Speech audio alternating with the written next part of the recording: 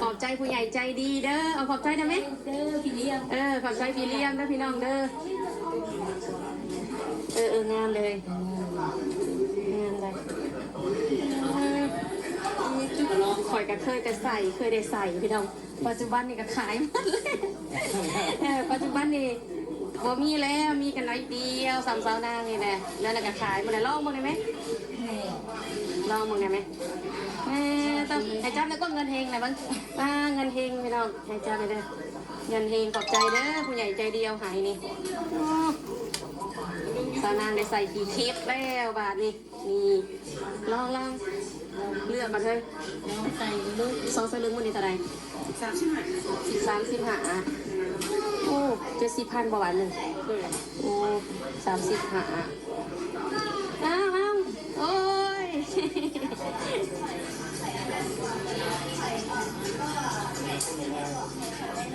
เมืองไงเองเมืองซอย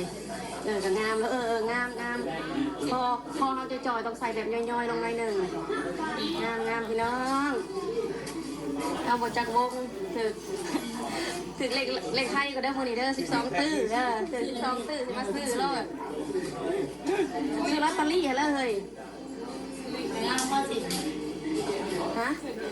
งามอยู่ได้เฮ้ยตัวกระเบื้องคักตัวใดมันงามตัวเก่าตัวนั้นตามใจตัวเองเลยเนาะหมักตัวใดก็เอาตัวนั้นแหละเนาะไอ้พันเนาะเปิดขี่รถจักรมาพี่น้องจอดรถกันอยู่หน้าห้างเป็นดีก็ให้กันเทสเอาพอดีงามเพยงามพวกกระบอกงามแล้วสิกอกแต่มันหย่อนมันกระบอกหักมาได้หย่อนน้อยนึงพอดีงาม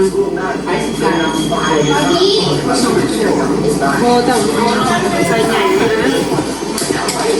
ไอ้ข้าสิท่าFCหลอกเบิ่งนั่นข้างมาเนี่ยนะปุ๊บดีแบบดีงามดีตอนนั้นมันย่อยเวลาเขาโกกเขาสิงามตอนนี้พอดีงามแล้วลากแล้วสิน้องตัวนี้งามตัวกระตุกนี่งาม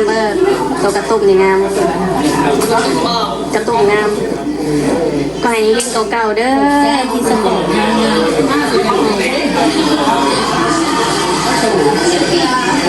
ทำกันอยู่ในพี่เด็กไปทำกันใน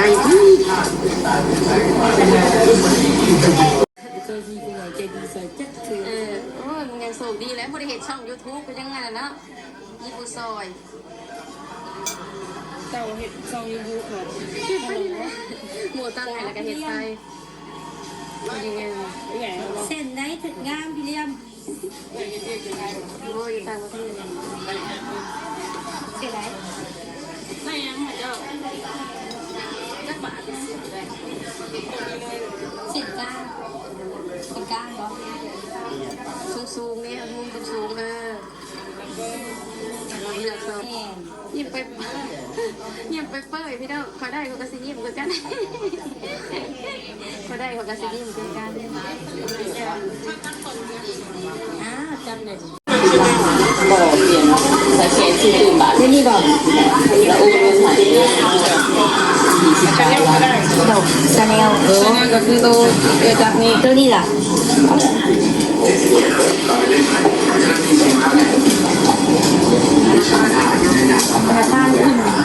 เปิดนะเล็ก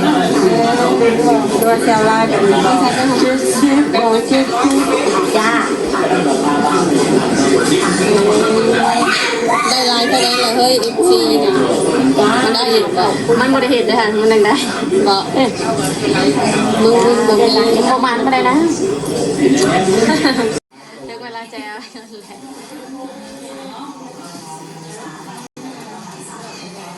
พี่น้อง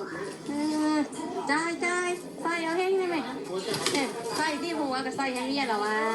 ใส่เลยเหรอวะถ่ายวิดีโอ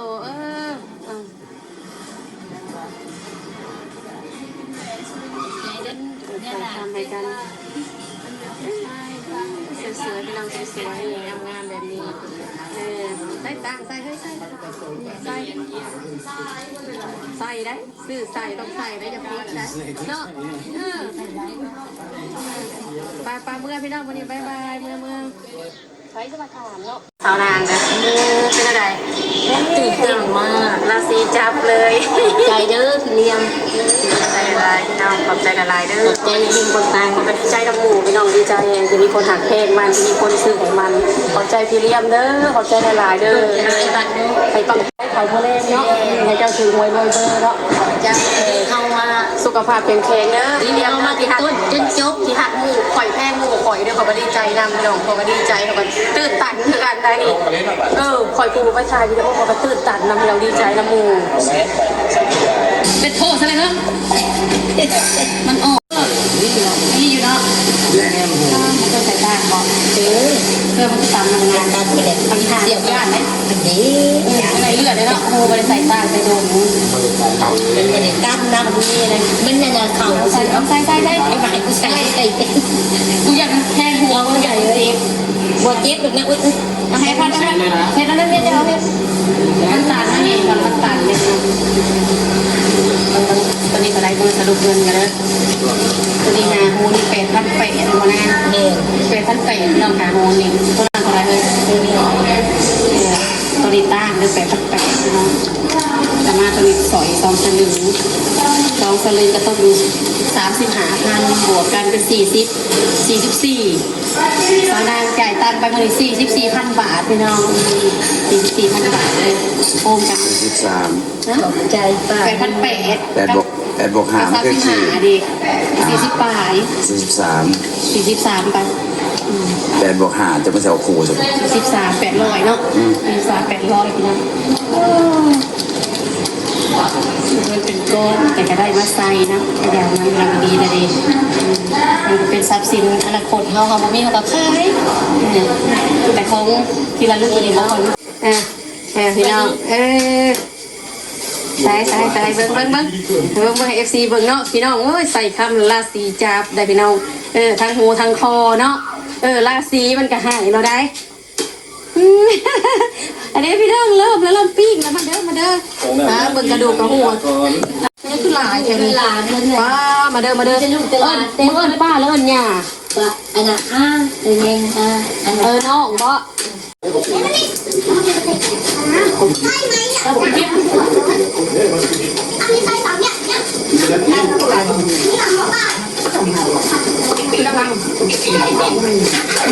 ดีพ่อมาเลยทุบน้ำลายดีพ่อมาเลยทุบน้ำลายดีพ่อมาเลยทุบน้ำลาย